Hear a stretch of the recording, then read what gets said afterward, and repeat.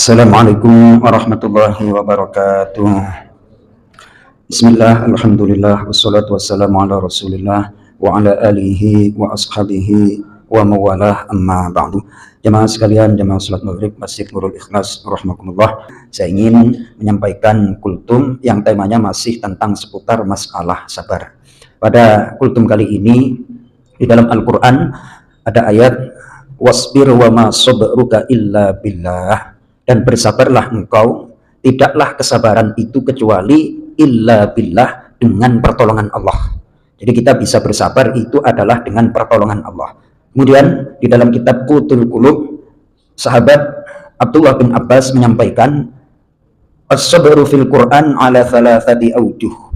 Kesabaran dalam Quran itu meliputi 3 hal.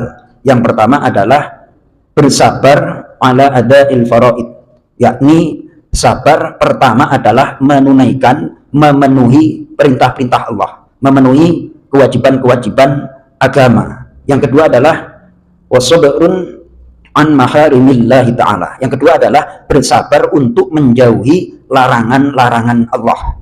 Kemudian yang ketiga adalah wasabrun fil musibah inda sadmatil ula. Yang ketiga adalah bersabar ketika ditimpa musibah pada benturan yang pertama.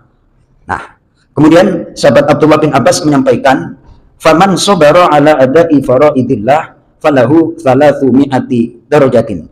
Orang yang bersabar memenuhi kewajiban agama atau perintah Allah, pahalanya adalah 300 derajat. Berapa Pak Ujo? 300 derajat.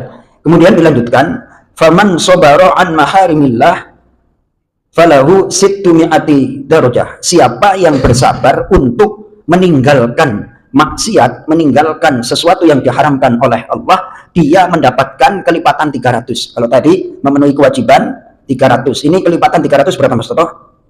600. Jadi ketika kita meninggalkan sesuatu yang diharamkan oleh Allah, itu pahalanya 600. Yang spektakuler, faman sabara 'alal musibah 'inda sadmatil ula. Siapa yang bersabar ketika ditimpa musibah pada benturan yang pertama, maka falahu 900 darajatin, dia mendapatkan 900 derajat.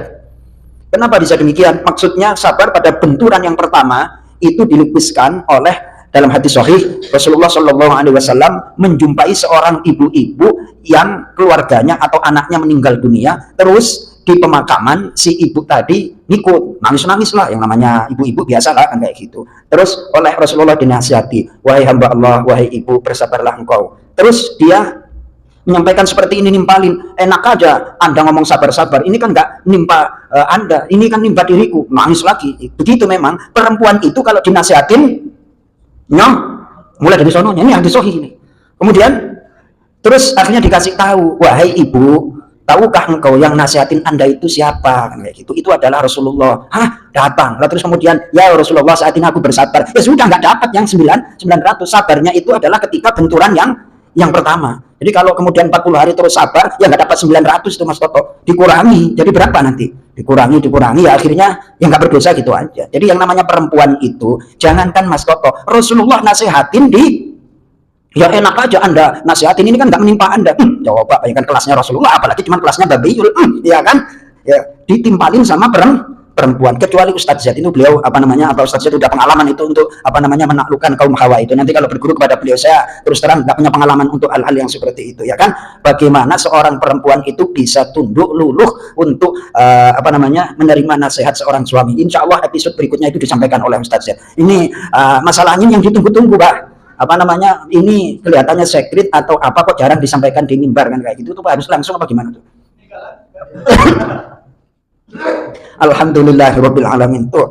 Jadi sekali lagi, kenapa bersabar di dalam musibah itu tinggi derajatnya? Di sini dijelaskan karena bersabar itu termasuk min maqamatil yakin, dari makom atau kedudukan yakin.